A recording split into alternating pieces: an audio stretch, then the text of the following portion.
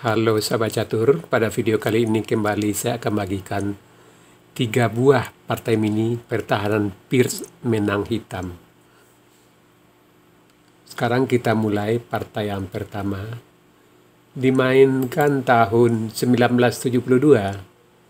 Putih dipegang oleh Freystein Thorbjørnson dan hitam oleh Gudmundur Sigurjonsson. Di sini putih mulai dengan bidak E4, D6, D4, kuda F6, bidak C3, bidak G6. Inilah yang dinamakan dengan pertahanan Peers. Pertahanan Peers ini mirip dengan pertahanan India Raja.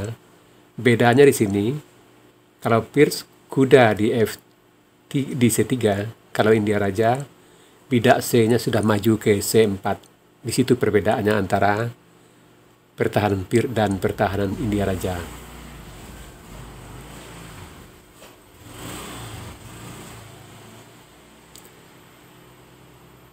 Kita lanjutkan. Di sini putih bidak F4. Sekarang kita mundur dulu satu langkah.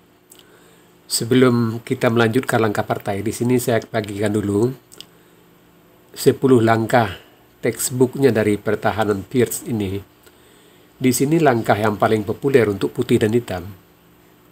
Di sini putih kuda F3, gajah G7, gajah E2, hitam rokade, putih rokade, hitam bidak C6, putih A4, hitam A5, putih H3, hitam kuda A6, gajah E3, kuda B4, menteri D2, menteri C7. Inilah 10 langkahnya yang paling populer untuk putih dan hitam pada pertahanan Peers dan posisi berimbang. Sekarang kita kembali ke langkah partai. Di sini putih memainkan bidak F4. Ini adalah langkah yang populer kedua.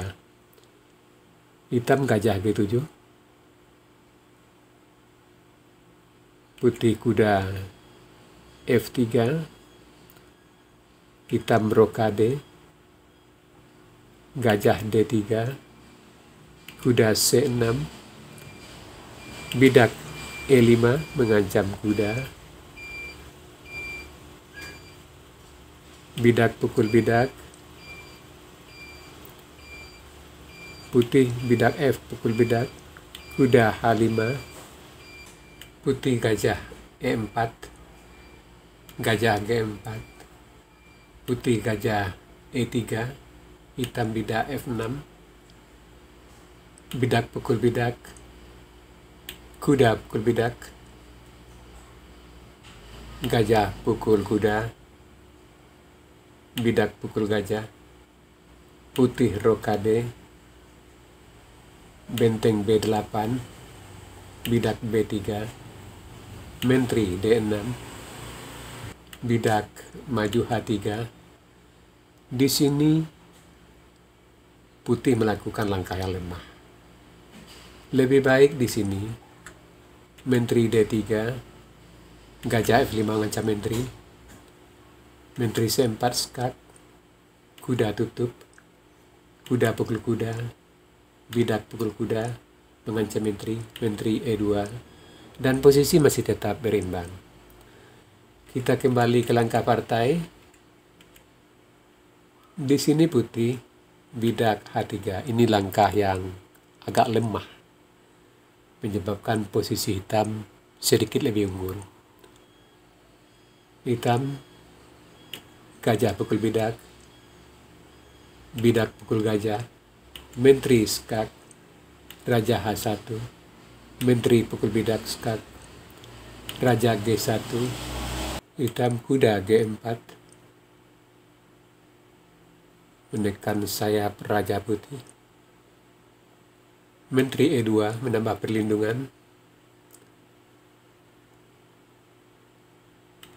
benteng F5, rencana mau double benteng. Kuda D1, benteng B F8. Sampai di sini putih menyerah karena kudanya sudah dapat dan posisinya sudah tertekan. Sebab di sini kalau dilanjutkan, langkah yang paling memungkinkan untuk putih cuma menteri ke G2, mengajak peruka menteri. Dan di sini tentu benteng pukul kuda. Bila menteri pukul benteng, tentu akan mat di G2. Kalau menteri pukul menteri, maka benteng pukul menteri,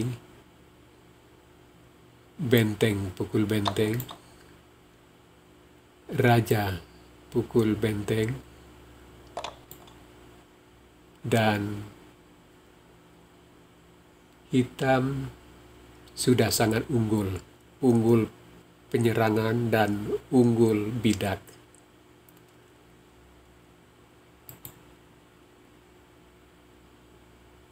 Partai yang kedua dimainkan tahun 1973. Putih dipegang oleh Robert W.B.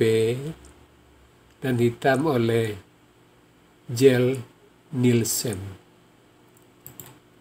Di sini putih mulai dengan bidak D4, kuda F6, C3, bidak G6, E4, bidak D6, gajah E2, gajah G7, gajah E3,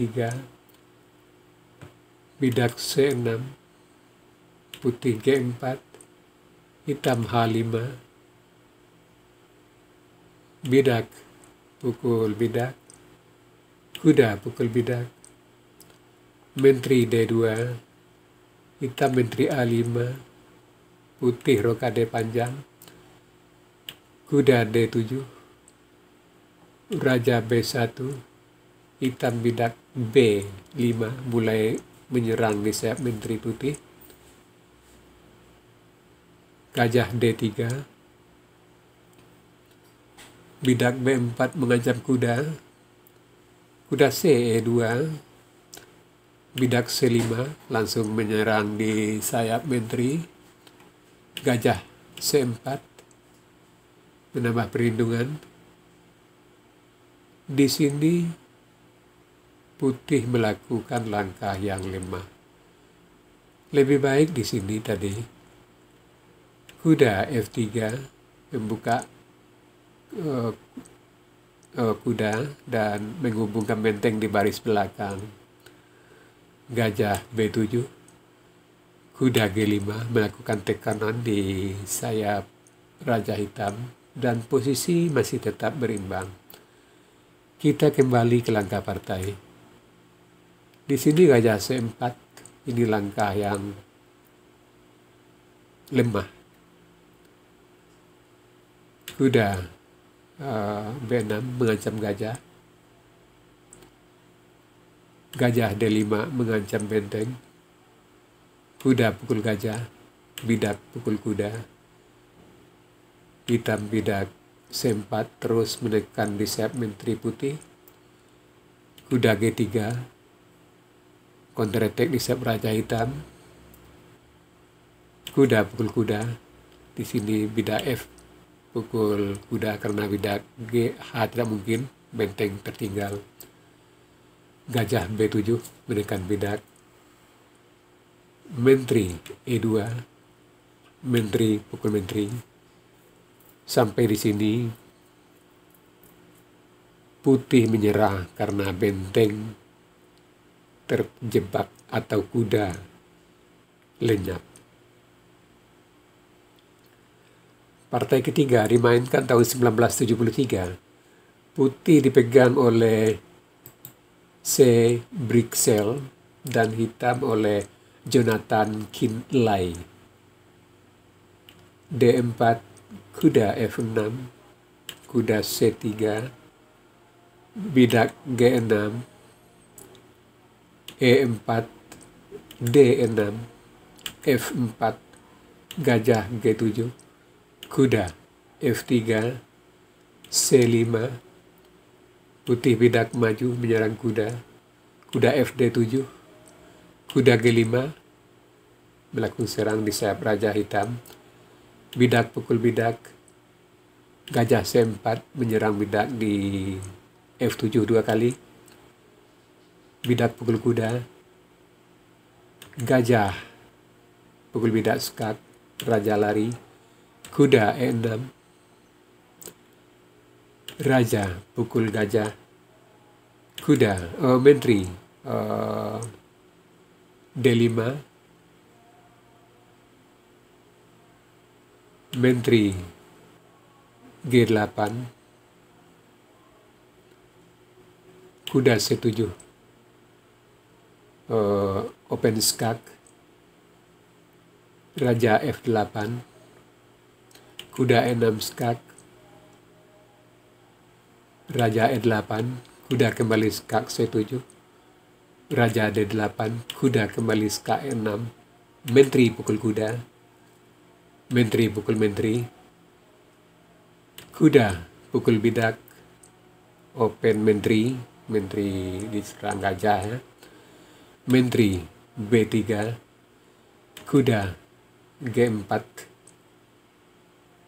Sampai di sini posisi masih tetap berimbang. Menteri melawan 3 perwira ringan. Jadi posisinya berimbang karena nilainya sama-sama 9. Menteri 9, 3 perwira ringan juga 9. Bidak H3 mengancam kuda, kuda F6. Menteri F7 mengancam gajah. Di sini putih melakukan langkah yang lemah. Lebih baik di sini menteri pukul bidak, kuda C6, hitam putih rokade, dan posisi masih tetap berimbang. Kita kembali ke langkah partai. Di sini menteri F7, kuda H5, sampai di sini putih menyerah. Sebab bila dilanjutkan, kemungkinan yang paling logis untuk putih tentu benteng ke B1. Sebab kalau bidak pukul bidak tentu gajah pukul bidak, skak, dan benteng lenyap. Nah, di sini tentu benteng mengancam menteri. Nah, menteri lari ke C4 atau kemana saja. Tentu bidak pukul bidak, nanti gajah pukul bidak. Maka di sini gajah pukul gajah, benteng pukul gajah, kuda pukul bidak, dan posisi hitam sangat unggul karena perwiranya jauh lebih banyak.